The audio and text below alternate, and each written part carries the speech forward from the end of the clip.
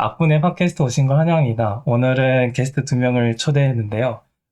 지금까지 계속 같이 했던 권수님과 그리고 보안 엔지니어 싱커님이랑 같이 진행하게 되었습니다. 안녕하세요. 안녕하세요. 안녕하세요. 네, 오늘은 이제 보안 엔지니어 분과 같이 하게 되어서 보안에 대한 개인적인 궁금한 것들을 이제 질문을 하면서 진행하려고 합니다.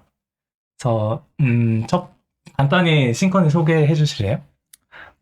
저는 한 13년 정도 보안 쪽 계속 업무를 하고 있고요. 이제 주로 하는 업무는 예전에는 보안 컨설팅이라고 해서 보안 컨설팅 업무도 했었고, 지금은 예전 제일 처음 직장은 이제 보안 관제센터에서 뭐 이런 방화벽이라든가 이런 웹방화벽 같은 이런 룰들을 추가하고 삭제하고 뭐 장애 났을 때 대응하고 했던 업무들 했었고, 그 다음에 이제 보안 컨설팅 업무를 한 5년 정도 하고, 그 위에는 계속 이제 보안 그러니까 보안 업체가 아닌 일반 저희 기업들의 보안 담당자 역할로 지금 계속 하고 있었어요. 그래서 제가 실제로 클라우드 쪽 보안한 거는 이제 한 7년 정도 되는 것 같아요. 진짜 오래 하셨네요. 그러면 컨설팅 느낌이랑 실제로 실무로 많이 뛰었을 때 느낌 많이 다르나요? 엄청 많이 달라요. 일단 컨설팅은 장단점이 확실히 있는 게, 컨설팅은 일단은 내가 가지고 있는 역량을 기업한테 제공하는 이런 전문가적인 집단의 역량이고, 그러다 보니 그리고 또 짧은 기간 안에 이러한 고객이 원하는 산출물들을 제공해야 되는 게 이 컨설턴트의 입장이라면, 실제로 보안 담당자들은 되게 롱텀으로 일을 가져가야 돼요. 무슨 말이냐면은, 보안이라고 하는 게 뭐 한순간에 이 수준을 높일 수가 없거든요.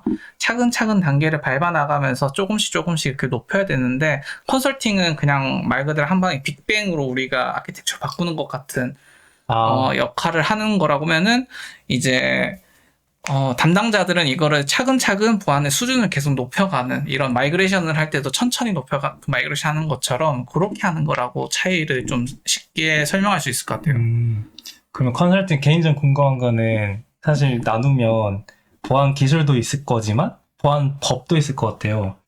그렇죠. 보통 컨설팅은 기술적 컨설팅이랑 관리적 컨설팅으로 크게 나누고요. 관리적 컨설팅이 아까 말씀 주신 이런 개인정보라든가 아니면 컴플라이언스 쪽 위배되는지를 확인하는 게 관리적 컨설팅이라는 영역으로 보통 가지고, 기술적 컨설팅은 결국에는 모의 해킹이나 아니면 인프라의 취약점 이런 것들을 점검하는 거를 기술적 컨설팅이라고 보통 얘기를 해요.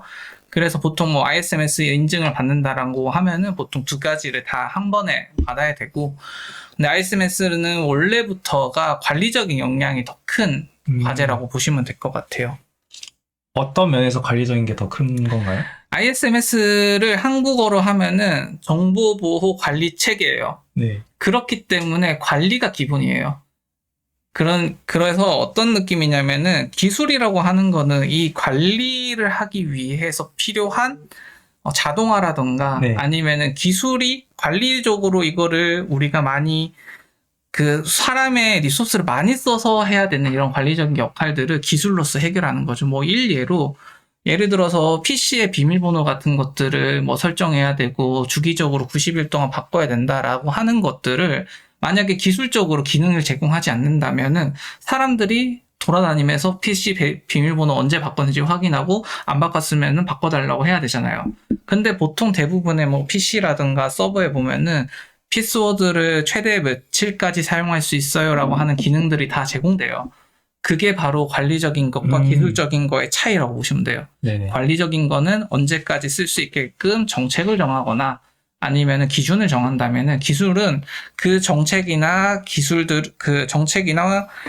정책을 기술적으로 강제화시킨다라고 보면 돼요, 쉽게. 그러면 저희가 보통 관리라고 하면 거버넌스라는 용어가 튀어나오잖아요. 방금 말씀하신 게 거버넌스 좀 가깝나요? 이게 거버넌스의 개념이 되게 어려워요. 저도 모르겠어요, 사실. 거버넌스를 쉽게 얘기하면은, 그러니까 정책이라고 하는 거는 저는 법이랑 비유를 해요. 네네.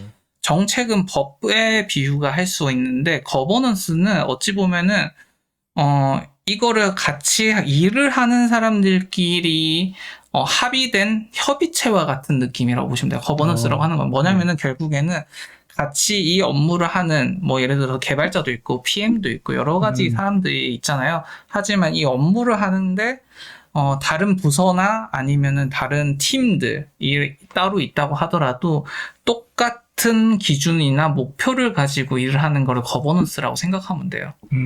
그렇기 때문에 되게 이제 이거를 거버넌스를 하는 게 되게 어렵다라는 얘기를 많이 하는 이유가 맞아요. 팀마다 일하는 방식도 다르고 팀마다 사람도 다르고 일하는 것도 달라요. 근데 그걸 하나의 기준에 맞춰서 하는 게 사실은 어려운 거죠. 그렇기 때문에 이 거버넌스를 만드는 팀, 뭐 조직들이 사실 업무가 되게 힘든 이유가 각 팀들이나 이런 사람들한테 가서 또 어떻게 일하는지, 이렇게 하면 어떤 문제가 있는지, 생산성이 떨어지는지를 고민해야 되고, 당연히 그렇게 하다 보면은 이 일 자체가 되게 이제 중구난방으로 흘러가거나, 원래 우리가 원했던 방향이 아니라 다른 방향으로 가거나, 막 이렇게 계속 가는 게 문제가 많죠. 그래서 거버넌스라는 단어는 전 개인적으로 되게 안 좋아하긴 해요. 저도 사실 영어 자체를 이해를 못해서 안 쓰는 편이거든요. 네, 말씀하신 대로 공동의 목표를 위해서 여러 팀이 가는 길이라고 하면 좋은 편인 것 같아요. 그래서 자연스럽게 넘어가면 이제 개발자가 알아야 되는 최소한 보안에 대한 주제를 제가 한번 설정해 봤어요. 왜냐면 보안이 다 중요하다 말하는데 과연 개발자는 뭘 알아야 되나, 보안을. 이런 것들 사실 궁금합니다. 이게 개발자라고 하는 게 보안 엔지니어 입장에서는 되게 광범위하거든요. 뭐 예를 들어서 인프라 엔지니어도 개발자라고 해야 되냐? 아니면 단순하게 진짜 개발을 하는 사람들을 개발자로 봐야 되냐? 라고 했을 때 저는 두 개를 다 같이 포함해서 본다라고 하면은 각각의 하는 업무 역할이 좀 다르긴 한 것 같아요. 뭐 예를 들어서 실제로 개발하시는 분들은 기본적으로 코드 안에 뭐 크리덴셜 같은 게 들어가지 않아야 된다. 네네. 라고 하는 다 가장 기본적인 것들. 그리고 뭔가 통제되지 않은 환경에서 뭔가 시스템을 고치거나 아니면 수정하거나 아니면은 데이터를 바꾸는 거. 네. 이런 작업들은 사실은 지향해야 되는 게 맞고요. 네네. 그리고 인프라 엔지니어들은 사실은 요즘에 워낙에 보안에 대한 인식이나 이런 것들이 높아서 많이 할 말은 없긴 한데, 기본적으로는 이제 이런 저희가 만들어 놓은 리소스가 외부에서 붙어도 되는 건지 내부에서 붙어야 되는지 이런 경계선들 먼저 잘 고민을 해야 된다고 생각하고, 그거 외에는 이런 크레덴셜 관리라던가 외부에서 접속할 수 있는 것들, 이런 위주가 사실 저는 기본적으로 알아야 되는 거. 그리고 뭐 암호 알고리즘, 네. 뭐 굳이 암호 알고리즘이라고 하지만은 기본적으로 개발자들이 뭐 비밀번호를 데이터로서 저장할 때 복호화가 불가능한 해싱 같은 이런 해싱 알고리즘을 해싱 함수 같은 걸 이용해서 저장해야 된다라는 이런 기본적인 네네. 인식들이 필요하다고 저는 생각을 해요. 그러면 정리하면 일단 그 개발자라고 분리하면 실제 어플리케이션을 개발하는 개발자, 그리고 인프라를 다루는 개발자 나눌 수 있고, 최소한 지켜야 하는 것들은 이제 코드단에서 비밀번호 같은 걸 하드 코딩하면 안 되고, 그런 걸 하면 안 되고, 그리고 어떤 데이터를 변경할 때 직접 접속해서 변경하는 걸 지향을 해야 되고, 그리고 그 지향을 그럼 직접 접속을 안 하고 어떻게 그럼 데이터를 변경을 할 수 있을까요, 중간 단계에서? 그 얘기가 어디에 들어가냐면, 이게 나중에 이 회사, 자기가 운영하는 회사가 나중에 뭐 상장을 하거나 하게 되면은 이 전산회계 감사라는 걸 받게 돼요. 전산회계 감사를 받을 때 어떤 문제들이 있냐면은, 이런 통제되거나 이력이 없이 데이터가 변조되면은 그게 뭔가 회계상의 문제가 생길 수 있어요. 왜냐하면 돈이랑 관련돼 있으니까.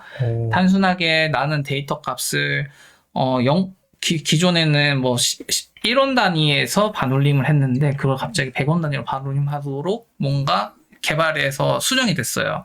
근데 그게 뭐 GitHub라든가 이런 데 남아있지 않고 이력이 없는 거죠, 히스토리가. 네. 그렇게 되면은 나중에 회계에서 시스템상에서 오류가 발생하겠죠, 당연히. 네. 회계에 맞지 않으니까. 네네. 반올림의 크기가 바뀌었으니까. 네. 그렇게 됐을 때 문제가 엄청 커져요. 그렇게 개발 단계에서 이런 통제되지 않고 이력이 남지 않게끔 수정되는 것들, 그런 구멍들이 발생하게 되면은 나중에 단순하게 개발적인 장애라든가 이런 것 뿐만이 아니라 금전적인 문제, 그리고 회계상의 문제도 다 같이 가져올 수 있어요. 그러면 또 이제 들어보니까 중요한 거는 어떤 데이터 변동이 있을 때 무조건 이력을 다 남겨야 되고 거기에 대한 건 이제 법적인 의무사항을 지켜야 되는 게 맞겠네요. 그렇죠. 저희가 뭐 보통 DB에 접속을 할 때 뭐 접근 제어 솔루션이라고 하는 것들 통해서 네. 보통 접속하잖아요. 네네. 그 이유가 다 같은 맥락이라고 보시면 돼요. 이렇게 DB에 들어가서 뭔가 데이터를 수정하는 작업들에서 어떠한 변경사항들이 있었는지를 히스토리를 남겨놓고 그 남겨놓은 이력이 나중에는 문제가 생겼을 때 이런 감사 때 증적을 남기고 증빙할 수 있는 수단이거든요. 그렇기 때문에 이게 되게 중요한 거예요. 사실은 일반적으로 개발자분들은 되게 네네.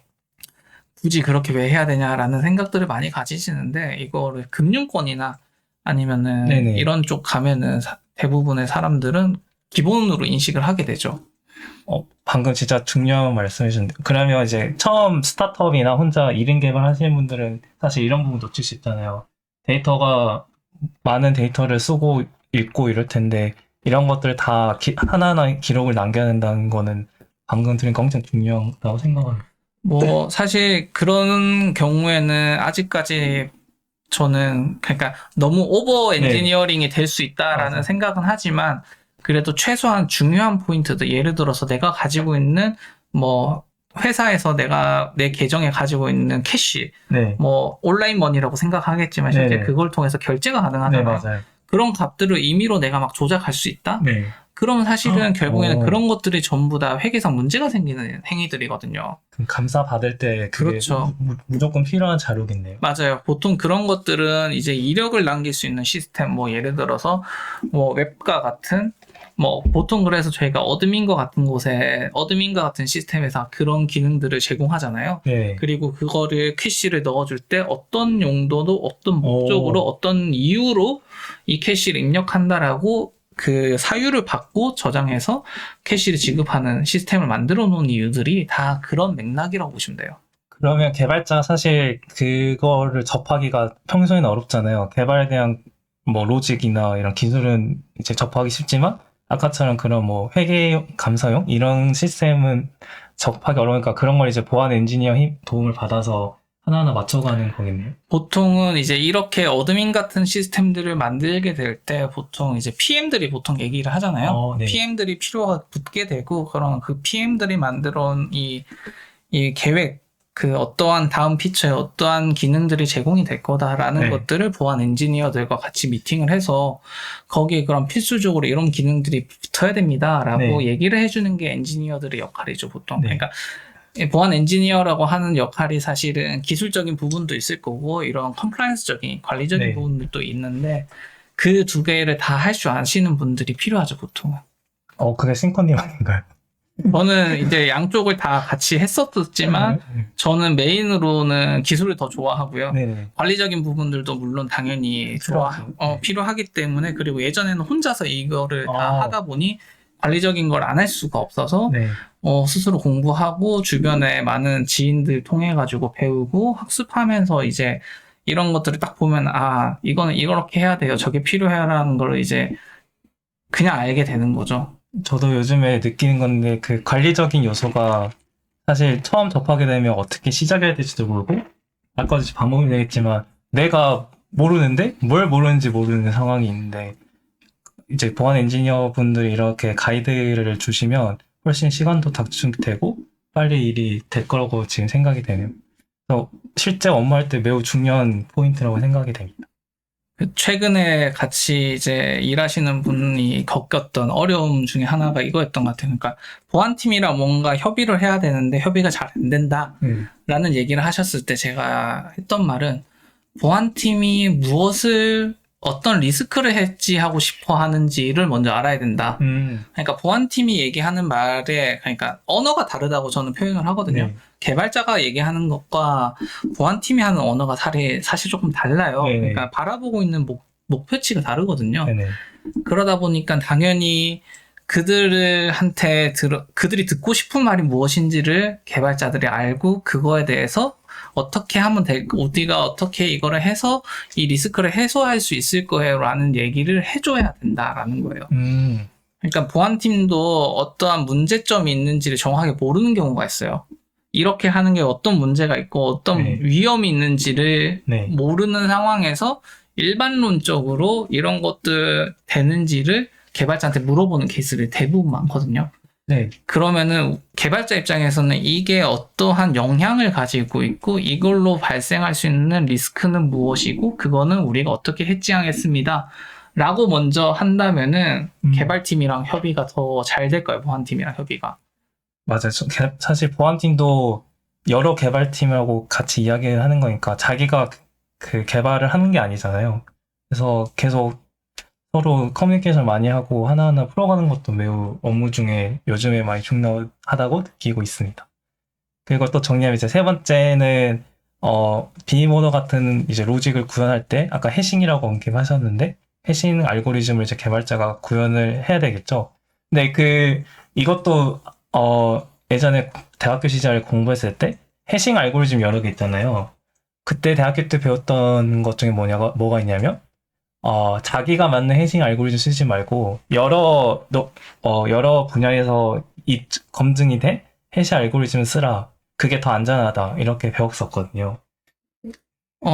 국내 기준으로 해싱 알고리즘이라는 말은 사실 조금 잘못된 표현이고요. 정확하게는 해싱 함수라고 해싱 표현하는 함수, 게 네. 훨씬 더 정확한 거고 가끔 이제 국내 이런 보안 가이드를 보면은 일방향 암호화 알고리즘이라는 말이 있는데 네. 사실은 암호화라는 것 자체가 복호화를 염두에 두고 만들어진 단어예요. 네, 맞습니다. 인크립션과 디크립션이잖아요. 네네. 근데 해싱은 애초에 복호화를 염두에 두지 않았어요. 네네. 그렇기 때문에 일방향 암호화라는 말 자체가 되게 잘못된 언어고요. 이제 아무래도 해시 함수라고 하는 이 단어를 한국어로 표현하다 보니 복호화가 불가능한 일방향 암호화 알고리즘 이렇게 표현이 된 것 같아요. 네.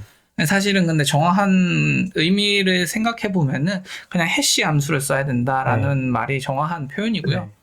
우선은 저희가 일반적으로 많이 사용하는 해시 함수는 보통 샤를 많이 사용하죠. 네네. 보통 샤2 이상을 공고하고 샤2의 256을 많이 쓰는데 요즘에는 샤2 256도 점점 이제 PC의 컴퓨터의 컴퓨팅 파워가 높아지면서 이게 점점 이거를 깨는 날이 이제 얼마 안 남았다고 하더라고요. 네. 그렇기 때문에 보통 공고하는 건 샤3의 512를 많이 공고하고요. 예전에 샤2의 256을 썼던 가장 큰 이유는 결국에는 PC의 성능 문제였어요. 무슨 말이냐면은 사용자들이 비밀번호를 입력을 할 때 그 코드 자체는 그 입력된 비밀번호를 로직상에서 샤로 변환시키고 그 변환된 값을 DB에 있는 데이터와 일치화시키는 작업을 통해 가지고 검증을 했거든요.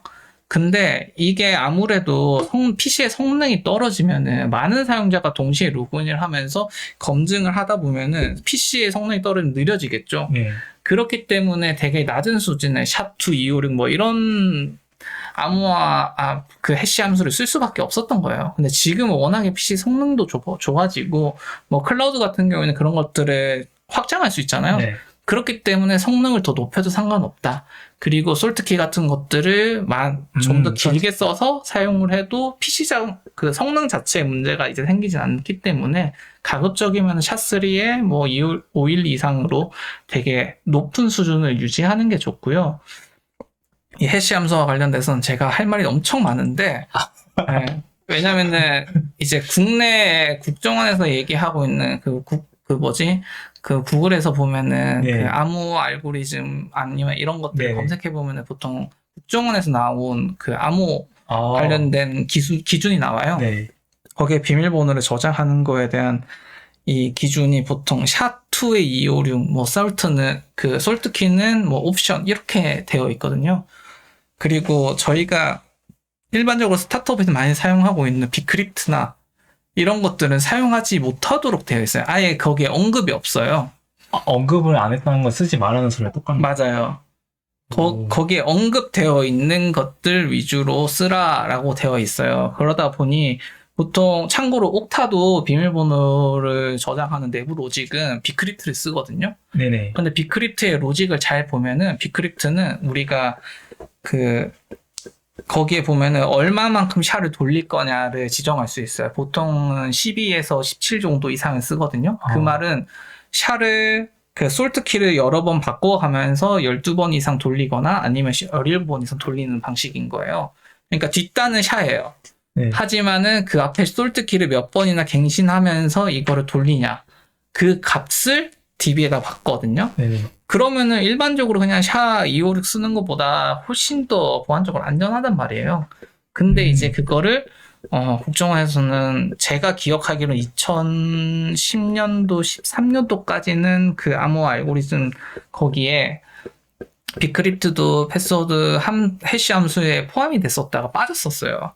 그게 이제 그 즈음에 비크립트가 취약하다라고 하는 그게 네. NIS에서 나온 게 있어요. 네네. NIS가 아니라 그 NIST, 그러니까 미국에서 나온 게 있어서 그 이후로는 삭제가 됐고, 하지만 저는 개인적으로 비크립트가 오히려 샤보다는 더 안전하다라고 얘기했고, 근데 아직까지 많은 기업들이 그거를 공식화해서 쓰지는 못해요. 아, 이미 그런 보고서 나왔으니까. 그러니까 이제 저희가 보통 ISMS 인증 심사를 받거나 할 때 비밀번호가 무슨 암호 알고리즘으로 저장되어 있고 뭐 솔트키를 썼는지 이런 것들을 검증하는 단계가 있어요. 항목도 있고. 거기에서 이제 비크립트를 사용한다라고 하면은 보통 이제 결함을 주거나 아니면 공고를 주죠. 개선을 하라고. 근데 이제 사실은 저는 개인적으로는 비크립트가 샤보다는 훨씬 더 안전하다라고 항상 주장하고, 이제 요거는 조금 더 우리가 기술적으로 많이 바꿔야 되는, 그러니까 가이드가 좀 바뀌어야 되는 항목이라고 저는 생각합니다. 어려운 주제네. 네. 권수님도 이제 개발을 하실 때 어떤 보안을 어떤 걸 많이 신경 쓰려고 노력하시나요?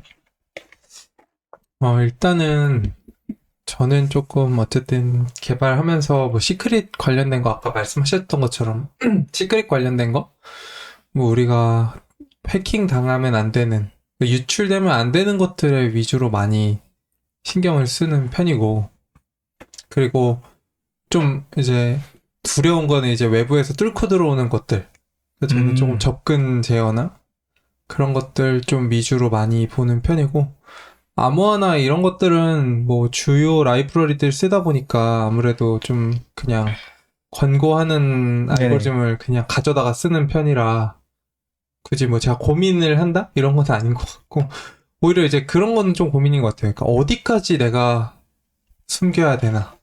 애들은 뭐 이메일이나 전화번호 이런 거야 뭐 숨기는 거를 이해한다고 하지만, 예를 들면은 뭐 닉네임 같은 걸 쓴다 할 때 닉네임도 숨겨야 되나? 뭐 아니면은 뭐 다른 개인정보 같은 개인정보 같지 않은 그런 정보들이 있을 때 이걸 숨겨야 되나 말아야 되나?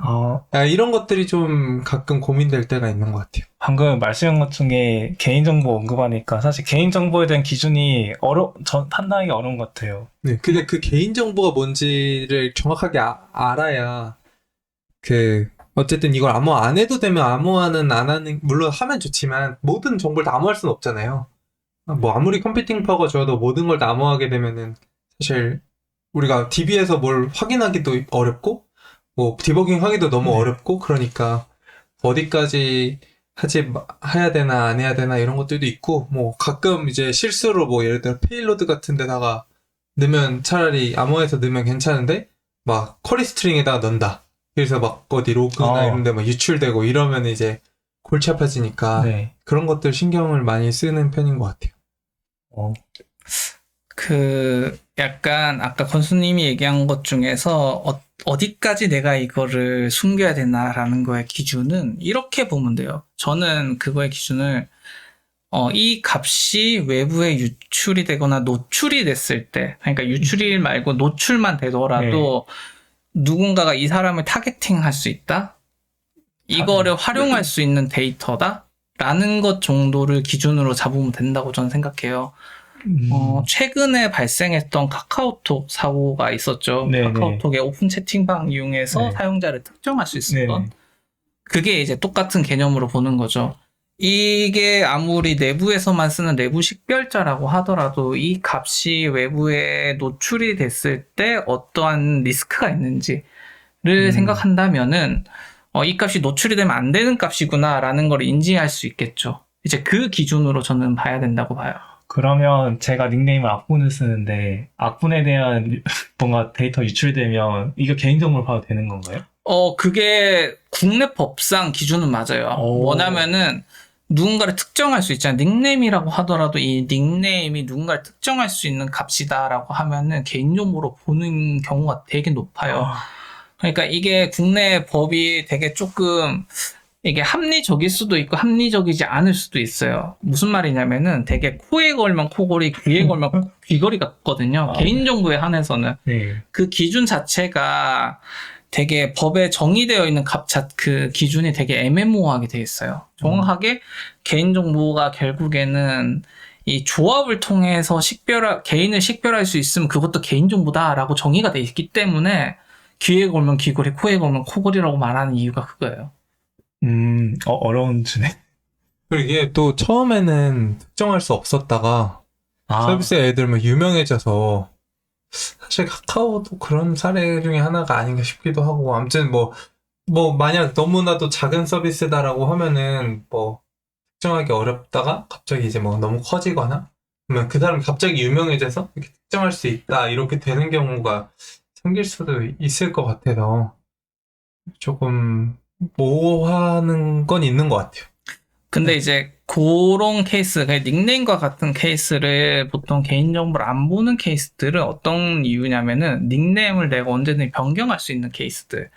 예를 들어서 뭐 블라인드 같은 데 보면은 아이디를 계속 바꿀 수 있잖아요, 자기가. 네. 그러면은 이 아이디가 유출된다고 했을 때 이 아이디를 개인정보 유출로 볼 거냐라고 했을 때 아이디는 계속 바꿀 수 있잖아요. 네. 그렇기 때문에 그거를 개인정보 유출로 보지 않는 거랑 동일해요.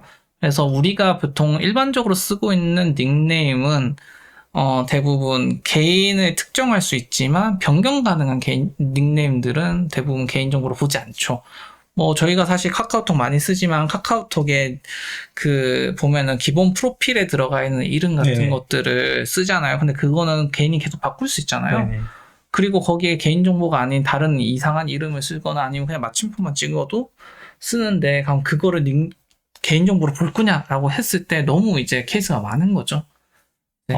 그래서 그런 방식으로 이것들 리스크를 해지할 수 있다라는 걸 좀 알고 있으면 좋을 것 같아요. 그럼 위치 정보 이런 건 어때요? 위치 정보는 사실 조금 이걸 또 법을 좀 봐야 돼요. 위치 정보를 보면은 개인 위치 정보가 있고 사물 위치 정보가 있고 좀 법이 좀 달라요, 내용이. 그리고 위치 정보를 쉽게 생각하면은 예를 들어서 이제 개인 위치 정보에 대한 기준을 딱 설명을 드리면은 내가 이 위치에 언제 있었는지 특정할 수 있어야 된다가 기준이에요. 자, 그렇게 치면은 어떤 케이스가 있냐면은 이런 케이스 있어요. 보통 내가 현재 위치를 기준으로 서버랑 통신하지 않고 데이터 값을 그냥 불러오는 케이스도 있어요. 서버에 저장되지도 않고 통신도 하지 않고 내가 현재 위치를 가지고 그러니까 내 휴대폰의 단말기에 저장되어 있는 값을 가지고 데이터를 뿌려주는 케이스들은 개인 위치 정보 사업자 신고나 이런 거에 필요 없는 케이스가 있고요. 근데 우리가 일반적으로 쓰고 있는 뭐 내비게이션이라든가 맵과 같은 티맵과 같은 이런 서비스들은 기본적으로 다 위치정보 서비스 사업자, 개인 위치정보 서비스 사업자라고 해서 위치정보 사업자에 해당이 되고요. 일반적으로는 저희가 대부분, 그리고 예전에 이제 야놀자와 같은 모텔 서비스들, 네네. 이런 서비스들, 모텔이나 아니면 이런 숙박 서비스들은 기본적으로 위치정보 사업자에 해당하는 경우가 많아요. 근데 이제 위치정보 사업자 신고를 안 해도 되는 케이스가 아까 제가 얘기한 것처럼 현재 위치에 있는 위경도를 가지고 그냥 단순하게 조회만 하는 케이스들은 위치정보 사업자에 해당 안 되는 경우도 있어요. 그래서 요거는 어떤 식으로 로직을 세우고 개발을 어떤 식으로 했고 데이터 어떻게 가져오고 그 다음에 그 값을 저장할지 말지 뭐 여러 가지 이런 기준에 따라 가지고 사업자 신고를 해도 된다 안 된다 이걸 정할 수 있어요. 와, 그런 그 정하는 것도 아마 사업팀이랑 보안팀 이렇게, 그리고 개발팀 이렇게 많은 커뮤니케이션 엄청 많이 해야겠네요. 그쵸. 왜냐면은 사업팀 입장에서는 어떠한 기능들을 제공하고 싶어 할 거고, 보안팀 입장에서는 가급적이면 사업자 신고와 같은 것들을 안 하고 싶겠죠. 기술적으로. 왜냐면은 위치정보 사업자 신고만 하면 되는 게 아니라 그 시스템에 대한 보안 수준도 올려야 되고요. 그리고 이 약관 같은 것도 추가하고 동의도 따로 받아야 되고 여러 가지 할 게 많아져요. 일이 생각보다 단순하게 신고하는 게 문제가 아니라 신고 외적으로 앱을 수정하거나 하는 부분들도 생겨요. 약관도 추가해야 되고 동의도 새로 구현해야 되고 그러니까 개발팀이나 사업팀, 보안팀 모두 다 힘들어지는 상황이죠. 그렇기 때문에 최대한 신고를 하지 않고 할 수 있는 기능을 제공하는 방법들을 머리를 싸매고 진행을 해야 돼요. 그리고 약간 이제 권서님이 아까 어디까지 보여야 되는 거 이전에 제가 생각했을 때 JWT 같은 토큰이 생각났거든요. 토큰에 대한 그 보호하는 로직을 많이 생각하시잖아요. 그런 거는 어떻게 개발을 하려고 하신 건가요? 네, 일단 그 JWT 토큰이라고 하면 사실 그거는 약간 뭐 개인 뭔가 암호화 이런 영역보다는 약간 조금 인증 처리, 네, 맞아요. 권한 관리 이런 느낌이어가지고 거기서 뭐 암호나 이런 걸 생각했던 건 아닌 것 같고 그냥 그거는 내가 예를 들어 최소한의 인증을 지킬 때 어떻게 JWT 토큰을 이용할지 어느 정도 수준으로 뭐 TTL을 가져가면 좋을지. 근데 저는 좀 확실한 거는 뭔가 JWT 안에 이제 데이터 넣을 수 있잖아요. 네. 그러니까 그 안에 뭔가 막 민감 정보를 넣으면 절대 안 된다고 생각하거든요. 네. 어쨌든 그것도 사실 누군가가 JWT 토큰은 뭐 어디서 가져갈 수 있으니까 TTL 내에서는 충분히 유출될 수 있는 거고 그걸 사용해서 뭐 그 안에 있는 데이터를 쓴다고 하면은 저는 조금 안 된다고 생각하기 때문에 거기 그냥 최소한의 인증을 위한 정보들 정도만 그거 용도만 쓰고 나머지는 다 암호화 잘 해서 그 암호가 필요한 것들 암호해서 데이터를 주고받아야 된다. 그 TTL은 보통 얼마 정도 설정하는 게 좋을까요? 근데 그런 건 진짜 저도 궁금해요. 약간 사실 구글 같은 거는 보면은 그 한 번 로그인하면 거의 영원히 거의 뭐 없는 것 같아요. 얘네는 TTL이 있는지 없는지 모르겠지만 뭐 잘 구현해놨겠죠. 근데 저는 로그아웃을 거의 한 적이 없거든요. 그러니까 로그아웃이 된 적이 거의 없어요. 내가 뭐 패스워드를 바꾸거나 아니면 내가 뭔가 추가로 인증을 추가하면 막 전체 세션 끊기 이런 걸 하지 않는 이상 거의 안 끊기잖아요. 근데 그런 거 보면은 저렇게 오래 유지해도 되는 것 같기도 하고 아닌 것 같기도 하거든요. 그거는 사실 개인적인 그냥 보안 엔지니어 입장에서 봤을 때는 짧게 가져가는 게 좋죠. 물론 당연히 보안적으로는. 근데 약간 시대가 바뀐 것 같아요. 예전에는 이 세션 타임아웃을 보통 뭐 15분 뭐 이렇게 되게 짧게 가져갔었거든요. 뭐 보통 공부하기를 그렇게 하고 뭐 그래서 화면 보기 같은 거는 뭐 15분 이렇게 짧게 쓰는데 예전에는 이런 모바일 디바이스에 대한 기준이 없었어요. 정확하게는 모바일 디바이스라는 건 결국에는 내가 점유하고 있는 장비고 내가 거의 손에서 놓지 않는 장비잖아요. 네네. 그러다 보니까 거의 그리고 모바일 디바이스 자체에 대한 보안도 되게 수준이 높아졌잖아요. 뭐 지문 인식이라던가 아니면은 뭐 핀 번호도 요즘에는 4자리 숫자보다 더 길게 쓰기도 하고 하는 것처럼. 그렇기 때문에 사실 모바일 디바이스에서 로그아웃을 하고 자동으로 세션이 끊겨서 가는 경우는 거의 없어졌어요. 그러니까 시대가 변했기 때문에 저는 길게 가져가도 된다라고 생각을 하는데 그 길게 가져가도 되는 거에 가장 큰 그 이유는 디바이스에 대한 트러스트가 일단 기반이 돼야 된다인 거예요. 네. 구글이 그렇게 길게 가져가는 가장 큰 이유는 디바이스를 트러스트하기 때문이에요. 내가 이 디바이스를 트러스트하고 있고 트러스트된 디바이스이기 때문에 길게 가져가도 되는데 내가 만약에 잠시 내가 쓰는 PC다. 예를 들어서 뭐 도서관에 잠깐 빌려 가서 뭔가 회원가입을 위해서 로그인이 필요해. 이랬을 땐 사실은 길게 가질 필요가 없죠. 그럴 경우에는 당연히 이제 그래서 요즘에 뭐 네이버나 카카오 같은 이런 로그인을 할 때 그 밑에 이건 뭐 공용 PC인지 아닌지 네네. 체크하거나 네네. 맞아. 뭐 아니면 로그인을 계속 길게 가져갈 건지 아. 체크하는 항목이 있잖아요. 네. 일회용 로그인도 있더라고요. 네. 요즘에 맞아요. 많이. 예, 이제 그런 이유라고 보시면 돼요. 그러니까 결국에는 일반적으로 인증이라고 하는 거에 대해서 이거를 길게 가져갈 거냐 짧게 가져갈 거냐에 대한 거는 사실 트러스트 된 건지 아닌지를 먼저 식별할 필요가 있다. 디바이스에 대한. 또 트러스트에 대한 얘기하면 또 길어질 것 같아요. 그러니까 어쨌든 제가 봤을 때 액세스 키를 처음에 액세스 토큰을 발급받든 뭐 JW 토큰 발급받든 하더라도 내부적으로는 리프레시를 할 것 같기는 하거든요. 맞아요. 계속 토큰이 유출되더라도 계속 쓰진 않고. 그리고 제가 봤을 때 구글이나 이런 데가 진짜 좋은 거는 그러니까 뭔가 잘못된 액세스가 있을 때 되게 감지를 잘해주는 것 같아요. 확실히. 그러니까 뭔가 누군가가 내 계정에 어디 새로운 IP나 아예 내가 가지 않을 곳에서 로그인을 시도하면 어쨌든 알람이 오니까 그런 것들로 좀 잡는 것도 있지 않나? 맞아요. 그것도 있는 것 같아요. 그러니까 예전에는 사실 이런 기술들, 그냥 구글이 지금 해주고 있는 보안적인 이런 기능들이 상당히 어려운 기술에 속했어요, 사실. 네네. 그게 무슨 말이냐면 내가 로그인하는 IP를 가지고 아니면 내가 접근하는 IP를 가지고 갑자기 1시간 전에는 내가 만약에 서울에 있었는데 갑자기 1시간 뒤에는 부산에서 로그인을 하는 거예요. 네네.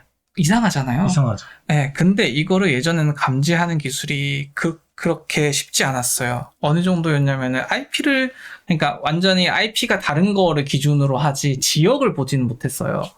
근데 이제는 약간 그런 것들을 보면 옥타 같은 케이스를 잘 보면은 옥타도 어느 정도냐면은 거리를 계산해서 내가 최근에 접속한 위치와 거리가 뭐 200km, 100km 이렇게 구분을 해서 그 주변에 100km 이후에 만약에 해서 몇 시간 이내에 만약에 뭐 로그인했다? 이런 것들을 감지할 수 있는 기능들이 있어요.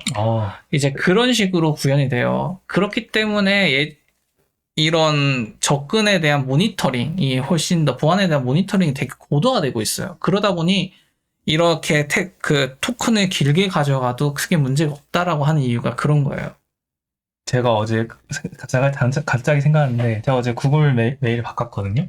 근데 구글 아이디를 제 아이패드나 아이폰이나 이렇게 쓰는데 거기 비밀번호 바꿀 때 옵션이 있더라고요. 기존 디바이스 세션은 끊겠습니까? 맞아요. 근데 귀찮아서 안 끊었는데 계속 변경된 비밀번호 유지되더라고요. 안 바뀐 비밀번호로 유지되더라고요, 아이폰들이. 그거 신기했어요, 저는. 그런 거 이제 중고 같은 거 팔 때도 중요한 것 같아요. 그러니까 내가 거기에 로그인을 해놓고 기기를 리셋하더라도 그 기기가 등록은 돼 있더라고요. 맞아요. 저도 리셋해서 파는데 얼마 전에 봤는데 로그인에 되어 있는 기기에는 등록이 돼 있는 거예요. 아마 로그인 안 되겠지만 리셋을 했으니까.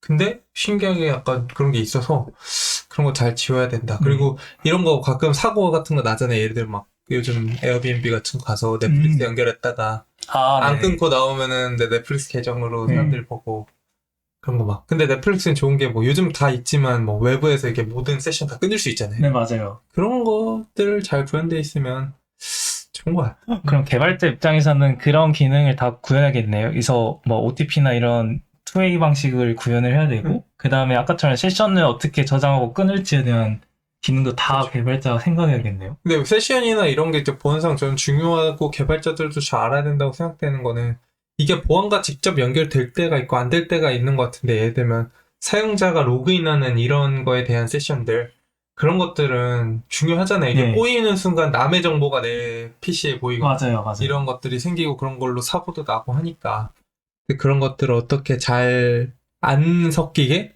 할 수 있을지 이런 것들이 되게 중요한 것 같고 특히 사용자가 많으면 많을수록 더 그런 것 같아요. 보안 사고 중에 이제 개발 이슈로 생기는 보안 이슈 중에 제일 크리티컬 중 하나가 아까 말씀한 것처럼 로그했는데 다른 사람 걸로 보이는 거. 맞아요. 그런 건 좀 많이 치명적이죠, 사실. 그러면 이제 세션은 결국은 아까처럼 디바이스별로 세션 인식된다면 영구 저장이라 생각이 되거든요. 보통 저희 세션 할 때 잠깐 쓰기 때문에 레디스나 이런 메모리 쪽에 DB를 쓰는데 영구 저장한 거는 결국 뭐 RDMS가 됐든 노이스케일 됐든 어딘가에 저장을 해야겠네요. 영구적으로. 그래서 자주 리프레시를 하고 캐시에 넣어놓지 않을까요? 약간 캐시가 그냥 박살났을 때는 또 다시 로그인 하라고 되는 거 아닌가? 그렇게 구현할 수도 있을 거고요. 그러니까 리프레시를 얼만큼 자주 하냐에 따라 다를 것 같아요. 그리고 얼만큼 많은 사용자가 있냐. 뭐 예를 들어서 1000만 명을 대상으로 하는 사용자고 리프레시를 만 15분마다 한다. 그거를 RDBMS에다 저장하는 건 사실 말도 안 네, 되겠죠. 줄이겠죠. 뭐 그러면은 그거를 당연히 그렇다고 캐시에다 저장한다? 그럼 캐시도 이제 힘들겠죠. 그럼 이제 NoSQL DB와 같은 이거는 사실은 사용성과 대상 규모들을 잘 보고 적절하게 선택하면 될 것 같아요. 네. 뭐 굳이 뭐 실시간 사용자 아니면 전체 사용자가 뭐 100만 명도 안 되고 한 1000명밖에 안 되고 리플래시를 뭐 한 달에 한 번 하거나 아니 일주일에 한 번 한다? 근데 굳이 그거를 막 앞단에 NoSQL이나 아니면 레시스를 굳이 붙여야 된다? 저는 그게 더 오버 엔지니어링이 된다. 그리고 보안 입장에서 봤을 때도 그게 오히려 관리해야 되는 자산이 늘어난 거기 때문에 오히려 더 버든이 될 수도 있다라는 생각을 하는 거예요.